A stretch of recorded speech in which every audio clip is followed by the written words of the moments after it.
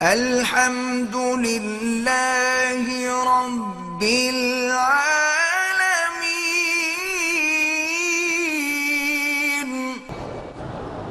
کہتے ہیں جی کہ آپ نے کسی درس میں شاید روغن بلسان کے فوائد پر بات کی تھی۔ بھئی اب مجھے کیا پتہ ہے، کسی حکیم سے کہیں وہ آپ کو ڈھونڈ کے لا دے، مجھے تو پتہ نہیں کہ اصلی اور نقلی کیا ہے۔ میں تو بہر یہ سمجھتا ہوں کہ جتنے بازاروں میں بک رہے ہیں سارے نقلی ہیں، ان کا کوئی اعتبار ہے ہی نہیں۔ اتنا سستا بلسان مل ہی نہیں سکتا۔ اس کا بہتر حل جو ہے دو ہے۔ ایک تو اگر آپ کا کوئی دوست ہو بدر میں تو اس سے کہیں کہ وہ روغن بلسان اپنے سامنے نکلا کے شیشی میں بند کر کے تمہیں بھیجیں۔ اور دوسرا یہ ہے کہ بلسان کی لکڑی جو ہے نا وہ مل جاتی ہے، وہ تو ضروری نہیں بدر ہو، حد شام ہے، جموں کے آگے جو وادیاں ہیں ان سب میں ہیں بلسان کی درخت لگے ہوئے ہیں۔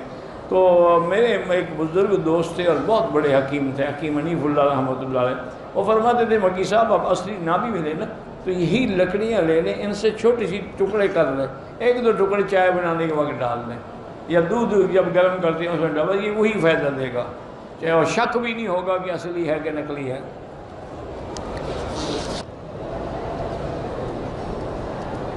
کسی نے شادی کا میاں بیوی کے ملنے سے پہلے ولیمہ کر لیا، وہ ولیمہ تو نہیں ہوا۔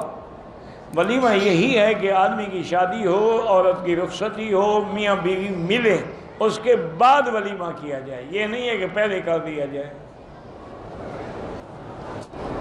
جو آدمی ایک آدمی ہے وہ چرس بیچتا ہے، حالانکہ 5 وقت کا نمازی، انشاءاللہ اس کی نمازیں بھی قبول ہوں گی، گناہگار ہے، کافر تو نہیں ہے۔ دعا کریں اللہ پاک اس کو ہدایت دے۔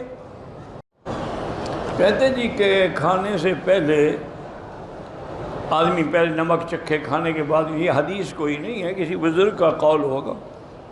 ہاں، عورت اگر بچے کو گود میں بٹھا کے نماز پڑھ سکتی ہے۔